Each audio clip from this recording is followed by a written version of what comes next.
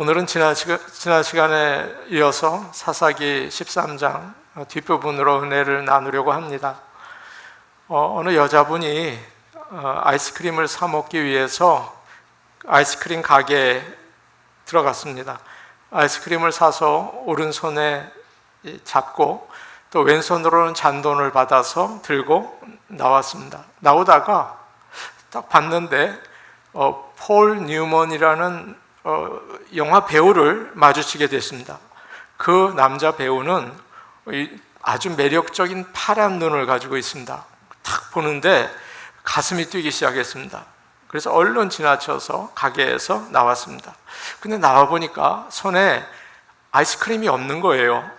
내가 이거 안 샀나? 그리고 다시 당황해서 들어가는데 폴 뉴먼 씨가 나오면서 이야기를 했어요. 아이스크림 찾으러 오셨죠? 예, 그런데요. 어떻게 하셨어요? 제가 보니까 조금 전에 그 아이스크림을 돈과 함께 가방에 넣으시던데요? 라고 이야기를 했어요.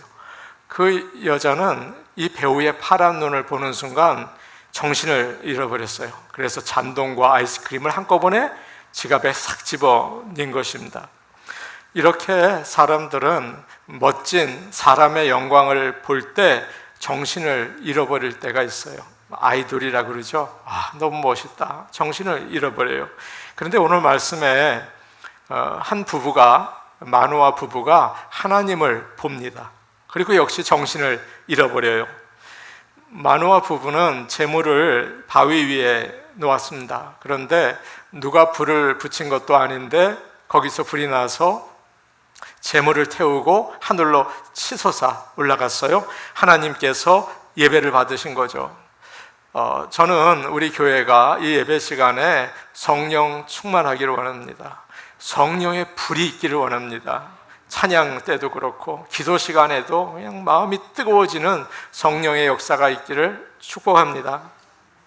그 모습을 이제 보고 있었는데 여호와의 사자가 불과 함께 하늘로 올라갔어요. 이 모습을 본 마노아 부부는 무서워서 얼굴을 땅에 대고 엎드렸습니다. 그리고 여호와의 사자가 다시 오기를 기다렸는데 안 오는 거죠. 마노아는 그때 비로소 이 사람이 아니고 사람의 모습을 한 하나님이라는 것을 알게 됐어요. 이 하나님의 사자는 성육신 하시기 전에 예수님이셨죠. 이제 마노아는 아내에게 이야기를 합니다. 22절과 23절 말씀을 우리 함께 보겠습니다. 22절, 23절입니다. 함께 보겠습니다. 시작.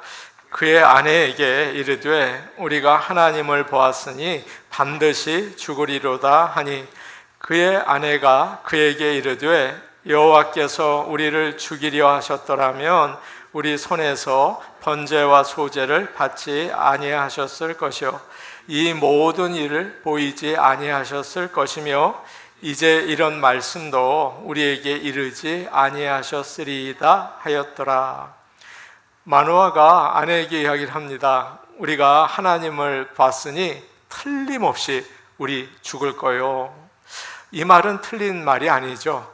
전에 모세가 하나님께 하나님의 그 영광을 보여주세요 라고 부탁을 했어요. 그때 하나님께서 말씀하셨습니다. 너는 내 얼굴을 볼 수 없을 것이다. 나를 보고 살 사람이 없다. 그렇게 얘기하셨어요.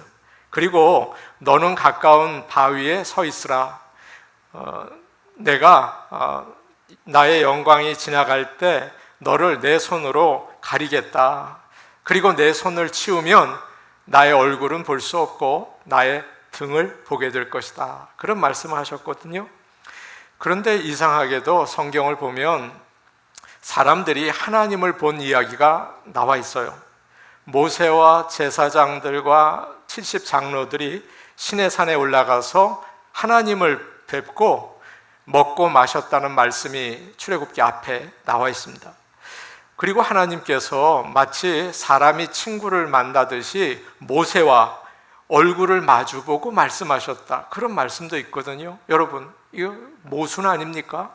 하나님 보면 죽는다 그랬는데 얼굴을 보고 이야기를 했다니 이게 무슨 일인가?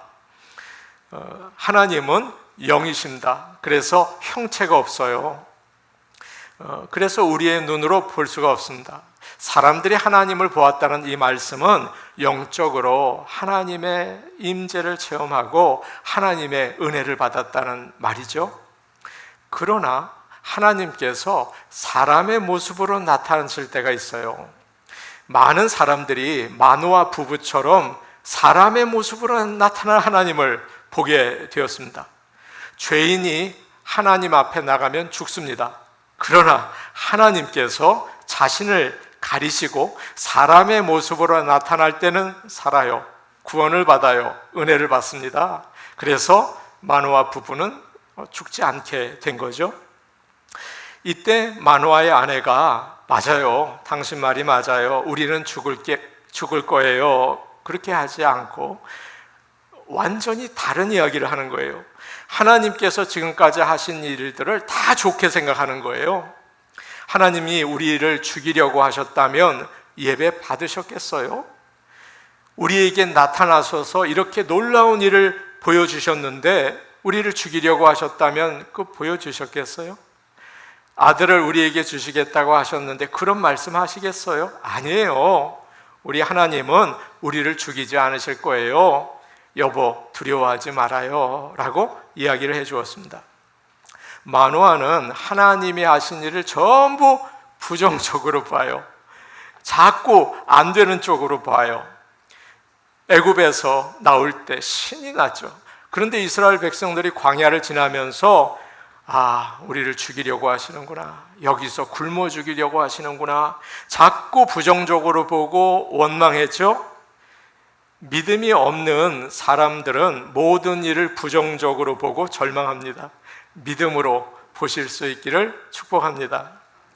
작은 일도 큰 일로 생각하고 이제 죽겠다, 이제 죽을 것이다, 그렇게 생각한다니까요. 사랑하는 성도 여러분, 하나님이 하신 일을 선한 일로 보고 믿음으로 긍정적으로 받아들이시기를 축복합니다. 마노아의 아내는 참 지혜로운 여자예요. 남편이 부정적으로 이야기할 때 좋은 면을 보았죠. 믿음이 있는 사람이 어떤 사람일까요? 큰일이 있을 때 여러분 사시다가 덜컥 할 때가 있죠. 이거 큰일 났다. 그럴 때 하나님이 일하시는 것을 봐요. 하나님께서 나를 사랑하셔서 복을 주신다는 사실을 믿어요. 같은 사건이라도 여러분 똑같은 사건을 믿음의 눈으로 해석하면 전혀 다릅니다. 완전히 다른 이야기예요. 믿음의 눈으로 볼 수 있는 저와 여러분이 되기를 원합니다. 어느 분께서 주일 오후에 한 권사님과 그분의 딸과 함께 교회에서 커피를 마셨습니다. 그 권사님이 친구 이야기를 하시는 거예요. 우리 친구가요, 얼마 전에 며느리를 봤어요. 그런데 그 며느리 집에 갔더니 글쎄 며느리가 시어머니가 왔는데 커피를 주문해서 주더래요. 어떻게 며느리가 밥도 안 주고 커피 한 잔도 타주지 않고 그럴 수 있어요? 참, 그 며느리 그렇게 얘기를 하더래요. 옆에서 엄마가 열심히 이야기하는 것을 듣고 있던 이 권사님의 딸이, 엄마, 그건 아니다. 며느리가 모처럼 시어머니가 오셨는데 좋은 카페에서 맛있는 커피를 시켜서 주려고 했지 커피 못 타서 그렇게 준 거 아니잖아. 그렇게 이야기를 했어요. 여러분 어떤 말이 맞겠습니까? 전혀 다른 해석이죠. 각자 바라보는 게 달라요. 영적으로 성숙한 사람은 무슨 일이 있을 때 올바로 해석하고 하나님의 뜻을 찾습니다. 특별히 긍정적으로 보려고 해요. 사랑하는 성도 여러분, 우리도 하나님의 눈으로 보고 긍정적으로 믿음으로 바라볼 수 있기를 원합니다.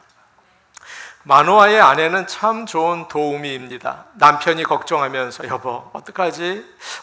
이거 큰일이 났네. 그럴 때 맞아, 이거 큰일 났네, 이제 우린 죽었어, 그러지 않고 만일 그랬다면 남편이 낙심하면서 더 힘들어질 텐데 그러면 아내가 정말 어리석은 사람이죠.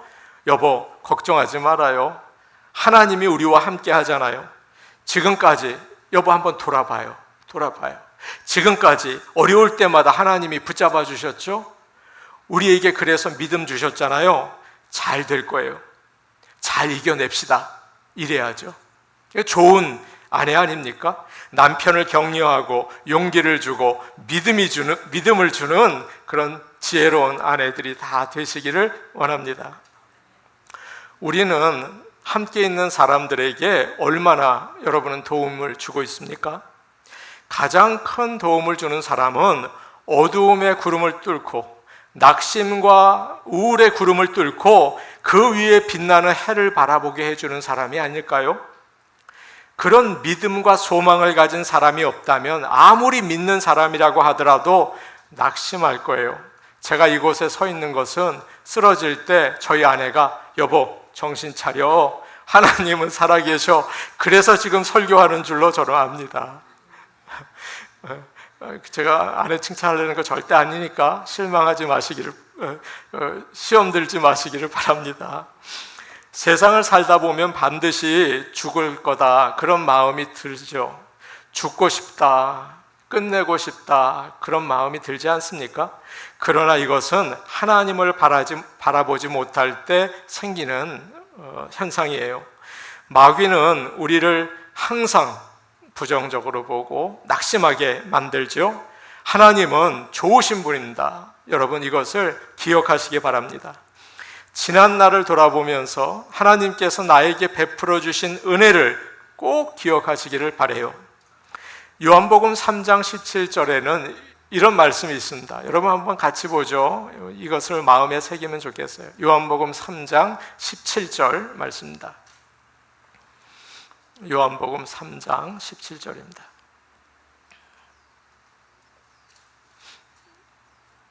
요한복음 3장 17절 말씀입니다. 예, 우리 같이 볼까요? 시작. 하나님이 그 아들을 세상에 보내신 것은 세상을 심판하려 하심이 아니요 그로 말미암아 세상이 구원을 받게 하려 하심이라. 아멘. 예수님께서 나를 사랑하셔서 피 흘려 돌아가셨습니다. 그리고 부활하셔서 지금도 살아계셔서 우리를 돕고 계세요. 이것을 기억하시기 바랍니다. 어떤 상황에도 포도나무가 그 가지에 붙어 있는 것처럼 우리가 예수님께 꼭 붙어 있어서 주님 품에서 위로를 받고 힘을 얻고 천국까지, 우리의 목적지까지 잘 달려가실 수 있기를 축복합니다. 21절 말씀입니다. 우리 같이 볼까요? 21절 본문 21절이에요. 시작. 여호와의 사자가 마노아와 그의 아내에게 다시 나타나지 아니하니 마노아가 그제야 그가 여호와의 사자인 줄 알고. 여러분 사사기 13장을 보면 아주 흥미로운 일이 나옵니다. 마노아의 이름은 여러 번 나오는데 아내의 이름은 한 번도 나오지 않아요. 아내의 이름이 어디 있습니까? 없죠. 이삭의 어머니 사라, 또 사무엘의 어머니 한나, 세례 요한의 어머니 엘리사벳, 이건 아시죠? 예수님의 어머니 마리아, 그렇잖아요. 이렇게 하나님의 뜻으로 임신이 되었을 때 그 어머니의 이름들이 보통 나오죠. 그런데 삼손의 어머니의 이름은 나오지 않아요. 왜 그럴까요? 앞으로 삼손이 좋지 않는 모습을 보여서 그럴까요? 마노아는 가정의 가장으로 여기저기 뛰어다니면서 하나님의 사자를 만나기 위해서 애를 썼습니다. 그런데 처음 하나님의 천사를 만난 사람은 누구입니까? 그의 아내죠. 지금까지 일어난 일들을 잘 살피고 지혜롭게 하나님의 뜻을 발견한 사람이 누구입니까? 마노아입니까? 아니에요. 아내죠. 남편이 두려워서 야 이제 우리 죽었어, 여보 우리 죽었어 라고 말할 때 아니에요. 하나님은 우리와 함께 하세요. 평안과 위로를 준 사람이 누구입니까? 마노아입니까? 아내죠. 이 집의 가장이 누굽니까? 실제적인 가장이 누구예요? 그의 아내예요. 이 이야기의 중심 인물은 마노아가 아니라 아내 같은데 그녀의 이름이 나오지 않죠. 참 아이러니 아닙니까? 그 뜻이 무엇일까요? 하나님을 만나고 그의 뜻을 아는 사람은 굳이 사람들 앞에 자신을 알리고 인정받을 필요가 없다는 거예요. 상관없습니다. 사람들이 나를 알아주던, 내 이름을 알던 모르던 하나님을 사랑하고 이웃에게 복을 나누어 주는 삶을 사는 거예요. 우리는 보통 교회의 리더를 목사나 장로님들이나 또 선교회 회장님들이나 이렇게 생각할 때가 많죠? 오늘 말씀의 메시지가 뭡니까? 오히려 그들이 리더가 아닐 수도 있다, 그거입니다. 물론 그들 중에 신실한 분들이 많아요. 그러나 마누아처럼 믿음이 부족하고 허당일 수도 있다는 말씀입니다. 직분이 없고 사람들이 알아주지 않아도 믿음이 있고 영적인 분별력이 있는 성도들이 참 많습니다. 우리 교회도 참 많으세요. 여러분, 그들이 진정한 리더인 것을 아시기를 바랍니다. 마누아는 이름이 나오지 않는 아내 때문에 하나님의 뜻을 알게 됐어요. 여기서 오늘 남자들이 알아야 할 중요한 메시지가 있습니다. 남편은 교회에서 사람들이 잘 아는 리더예요. 저 교회 목사님이다, 전도사님이다, 교회 집사님이다, 알아요. 근데 아내는 잘 몰라요. 그런데 많은 경우 남편들은 아내들 때문에 은혜 받는 일이 참 많습니다. 늘 깨어서 가정을 위해서 기도하고 말씀으로 아이를 키우려고 하고 가족들이 염려하고 낙심이 될 때 믿음의 말을 주는 것은 주로 아내인 경우들이 많아요. 여러분, 그렇지 않습니까? 그렇기 때문에 남편과 아내가 다툼을 할 때, 논쟁을 할 때 남편들은 믿음 있는 아내에게 양보해 보시기를 바랍니다. 잘 믿는 아내에게는 영적인 분별력이 있어요. 저를 미워하지는 마시기 바랍니다. 아내들 말 들으라고 해서요. 반대로 남편이 믿음이 좋다면 아내들은 남편의 말에 귀를 기울이시기를 바랍니다. 그럴 때 많은 실수와 고통을 줄이고 우리 가정이 하나님 앞에 더 가까이 나가게 될 줄로 믿습니다. 1991년도 부활절 때 어느 교회에서 실제로 있었던 일입니다. 그 교회는 아주 오래되고 낡은 예배당을 가지고 있었습니다. 예배당과 교육관 모두 수리를 해야 됐어요. 페인트 칠 다시 해야 되고, 또 카펫 오래돼서 바꿔야 되고, 의자도 바꿔야 했어요. 어느 날 갑자기 몇 명의 성도들이 교회를 수리하면 좋겠다고 하면서 돈을 모아가지고 목사님에게 왔습니다. 대신에 자기의 이름들은 철저히 숨겨달라는 부탁이었어요. 그래서 갑자기 계획도 없이 교인들도 모르는 상태에서 교회 수리가 월요일부터 시작이 됐습니다. 카펫과 가구들을 주문하고 일하는 사람들이 와서 페인트 칠하고 난리가 났죠. 그 일이 하루하루 진행되는 걸 보면서 목사님의 마음이 뛰었어요. 그 일을 하는 성도들이 너무 기뻤어요. 이번 주일 예배당에 성도들이 올 때 얼마나 놀랄까, 새로 깨끗한 예배당을 보고 얼마나 기뻐할까 가슴이 뛰었어요. 주일이 됐습니다. 예상한 대로 교인들은 예배당에 오자마자 눈이 휘둥그레졌습니다. 이게 무슨 일이냐? 다들 기뻐하고 감격의 예배를 드렸어요. 그 교회에는 그날 자랑하는 사람은 한 사람도 없었습니다. 번쩍이는 이름패가 의자에 붙어 있지도 않았습니다. 목사님은 광고를 하지 않았습니다. 그리고 교인들의 박수도 없었어요. 그저 하나님께서 성전을 아름답게 수리해 주신 것을 감사하며 오직 하나님께만 영광과 찬양을 올려드렸습니다. 목사님께서 예배를 드리다가 무명으로 헌금한 성도들의 얼굴을 힐끗힐끗 보았어요. 교인들 사이에 있는 그들의 얼굴에 감동이 피어나는 것을 보았습니다. 사람들로부터의 영광을 거절했기 때문에 하늘 아버지께서 벌써 큰 은혜를 그들에게 주신 거죠. 사랑하는 여러분, 오늘 우리 하나님 앞에 나왔습니다. 하나님 앞에 나올 때 우리가 가지고 있던 모든 타이틀과 계급장을 다 떼고 나오시기를 바랍니다. 내 이름이 중요하지 않습니다. 무슨 직업을 가졌는지, 얼마나 버는지, 얼마나 아는지, 여러분 그게 중요합니까? 중요하지 않죠.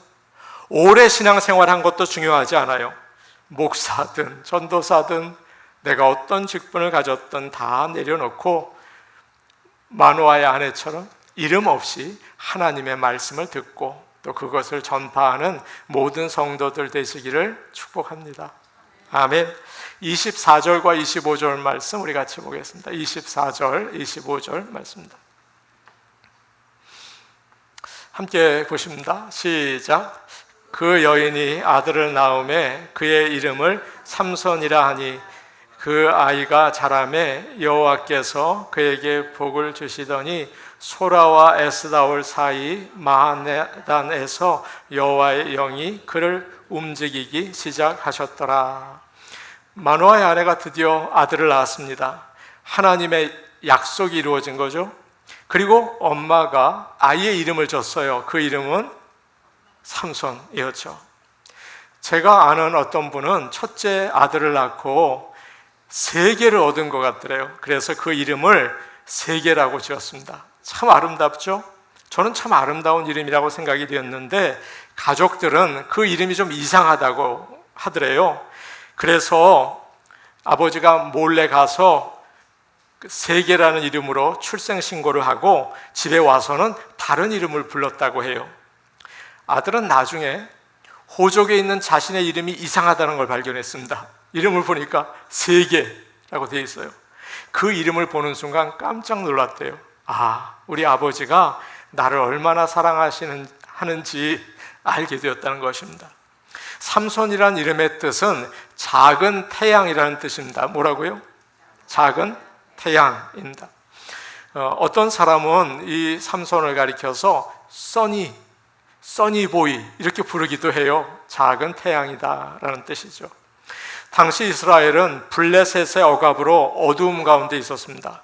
아이가 그곳에 빛을 비춰줄 것이라는 기대를 가지고 마노아의 아내가 이름을 삼손이라고 붙인 거예요. 하나님은 죄가 이스라엘을 덮고 있을 때 이름 모르는 여인을 통해서 작은 태양을 준비하셨습니다. 그리고 5절 말씀을 보니까 이런 말씀이 있어요. 한번 13장 5절을 띄워줘 보시겠어요? 이런 말씀이 나와 있어요. 13장 5절입니다.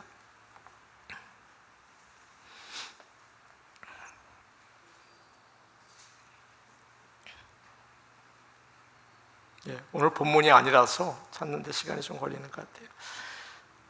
13장 5절 말씀인데 우리 같이 읽을게요. 시작.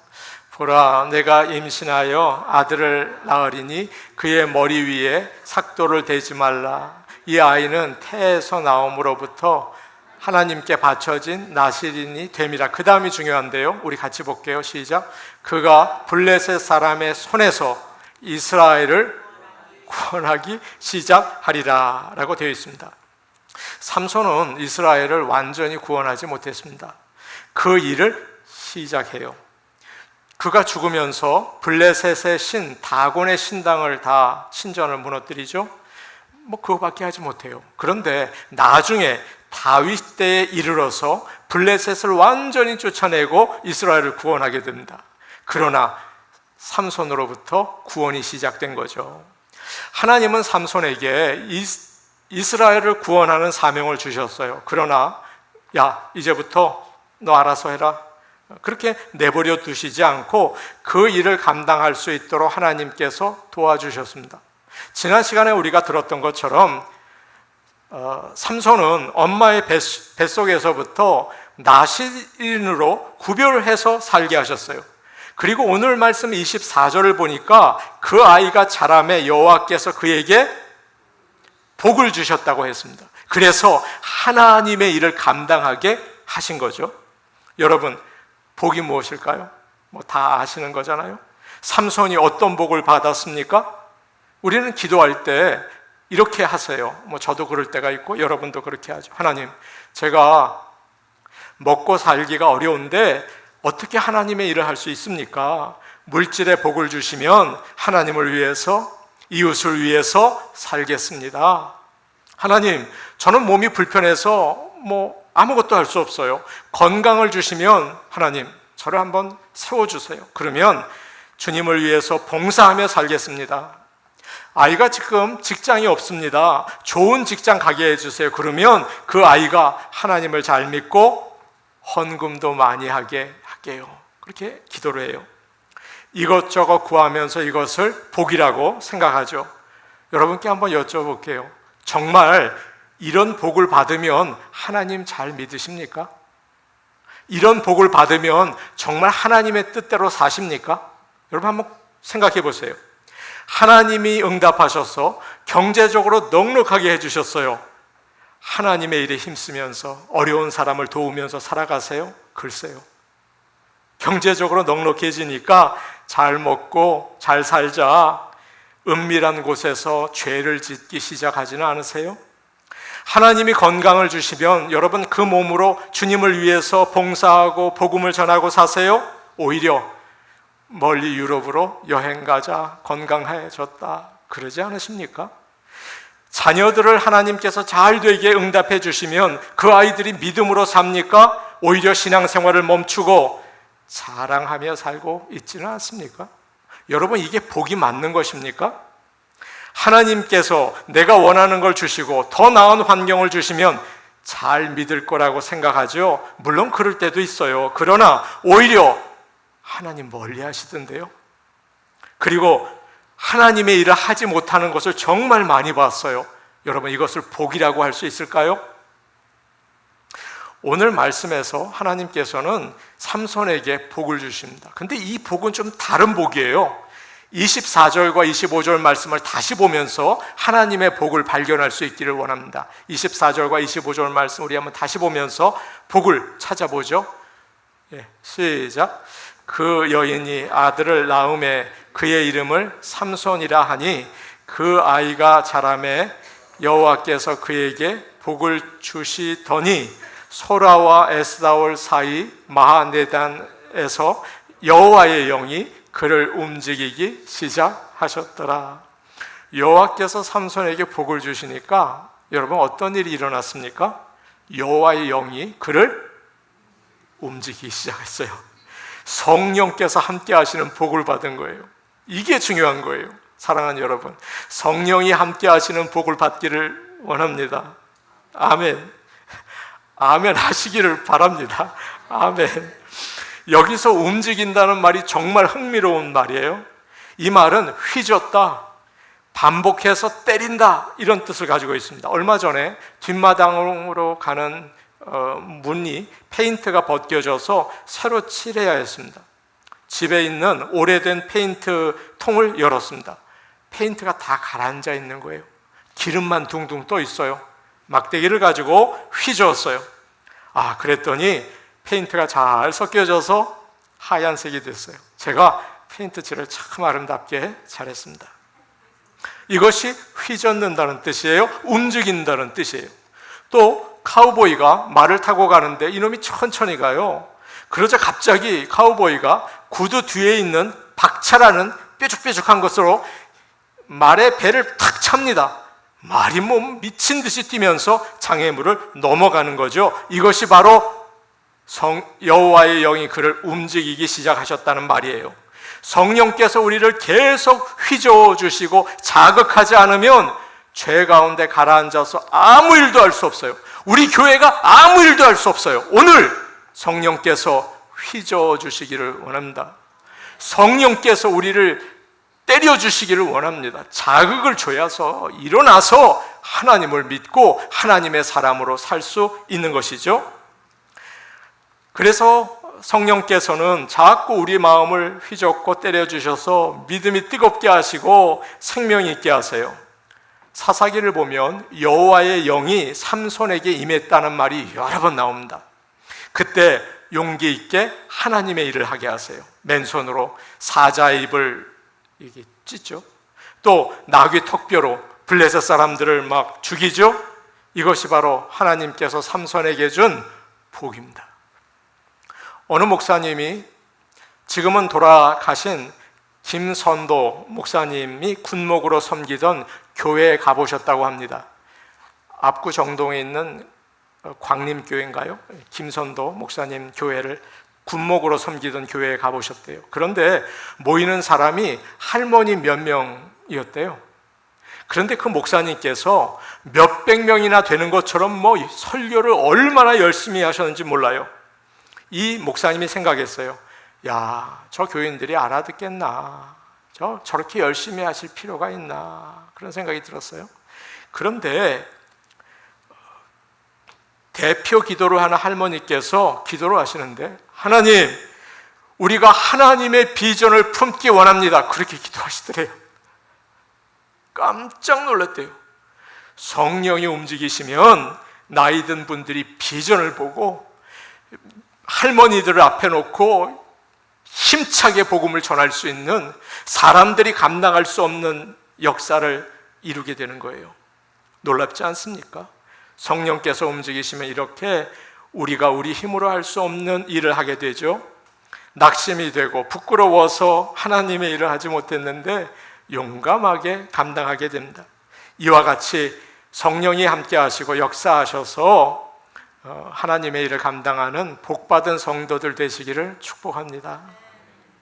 성령, 여호와께서 나를 때리시고 여호와가 나를 감동시키시고 여호와께서 나의 가정과 일터와 자녀들을 휘젓고 계시는 복이 있기를 간절히 원합니다. 그래서 하나님이 원하시는 모습으로 주의 뜻대로 살아가며 하나님의 일을 감당하시며 사는 복받은 성도들이 다 되실 수 있기를 주의 이름으로 축복합니다. 아멘. 우리 같이 기도하시겠습니다.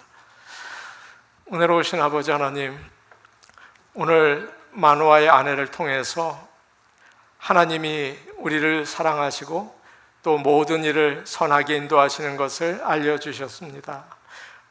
모든 일이 부정적이고 또 낙심이 될 때가 많습니다. 믿음의 눈으로 보게 하시고 긍정적으로 보게 하시고 하나님이 하실 놀라운 일을 기대할 수 있도록 도와주시옵소서. 성령께서 우리를 휘저어 주시고 때려 주셔서 하나님의 일을 감당할 수 있는 교회가 되기를 원합니다. 하나님, 성령이여 이 시간 역사하여 주시옵소서. 예수님의 이름으로 기도하옵나이다. 아멘.